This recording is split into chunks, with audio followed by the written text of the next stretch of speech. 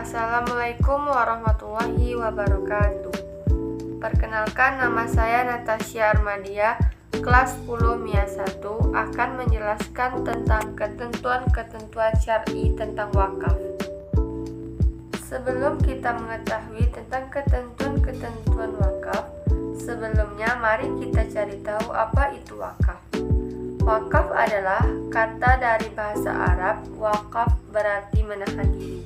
Sedangkan menurut fikih Islam, wakaf merupakan hak pribadi dipindah menjadi kepemilikan secara umum atau lembaga agar manfaatnya mampu dinikmati masyarakat. Hukum wakaf. Hukum wakaf adalah sunnah muakkad atau amalan sunnah yang dianjurkan. Sebab wakaf merupakan sedekah jariyah yang pahalanya terus mengalir meskipun orang yang mewakafkan atau wakif telah wafat. Ada beberapa dalil yang menjelaskan tentang wakaf. Di antaranya adalah Quran Surah Ali Imran ayat 92 yang artinya, kamu tidak akan memperoleh kebajikan sebelum kamu menginfakkan sebagian harta yang kamu cintai.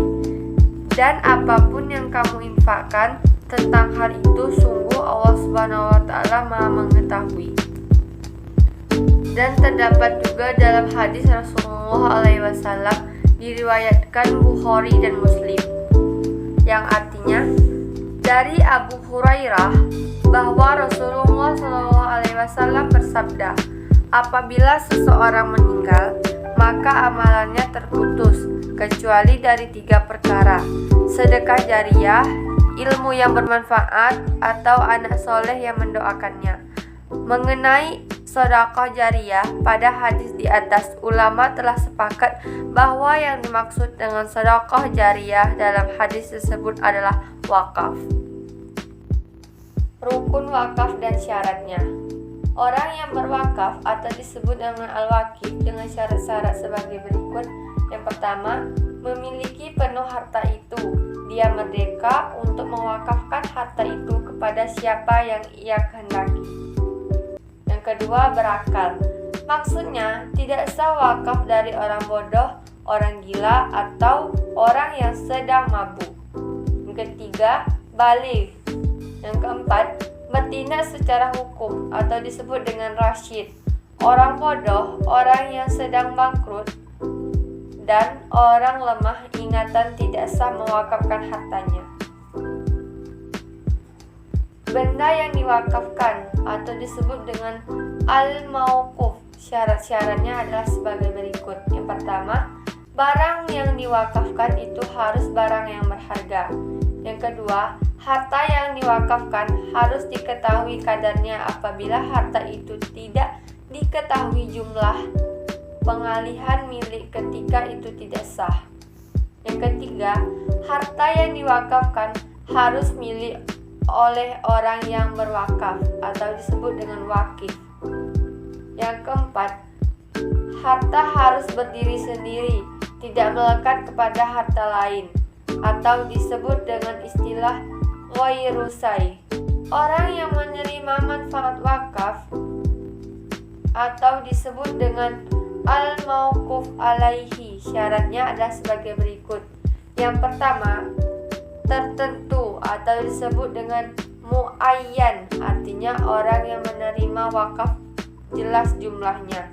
Yang kedua, tidak tertentu, gaira muayyam, artinya berwakaf itu tidak ditentukan kriterianya secara rinci. Yang menerima wakaf hendaklah dapat menjadikan wakaf tersebut untuk kebaikan. Lafaz atau ikrar wakaf disebut dengan sikhat. Syarat-syaratnya adalah yang pertama, ucapan ikrar wakaf harus mengandung kata-kata yang menunjukkan kekekalannya. Tidak sah wakaf jika ucapannya dengan batas waktu tertentu. Yang kedua, ucapan ikrar wakaf dapat direalisasikan segera atau disebut dengan tanjis, tanpa disangkutkan atau digantungkan kepada syarat tertentu. Yang ketiga, ucapan ikrar wakaf bersifat pasti. Yang keempat, ucapan ikrar wakaf tidak diikuti oleh syarat yang membatalkan. Keutamaan wakaf. Wakaf termasuk amal jariyah, yaitu ibadah yang mengalir terus pahalanya, walaupun orang yang berwakaf telah meninggal dunia. Adapun yang mengatur tentang wakaf adalah Undang-Undang Wakaf. Undang-Undang Nomor 41 Tahun 2004. Pelaksanaannya diatur melalui keputusan Presiden dan peraturan daerah. Cara mengelola wakaf. Yang pertama adalah lembaga pengelolaan wakaf yang dibentuk pemerintah, dan yang kedua lembaga pengelolaan wakaf yang dibentuk swasta. Baiklah, berikut sekilas penjelasan tentang wakaf dari saya. Jika ada kesalahan atau kekurangan, saya mohon maaf. Saya akhiri. Wassalamualaikum warahmatullahi wabarakatuh.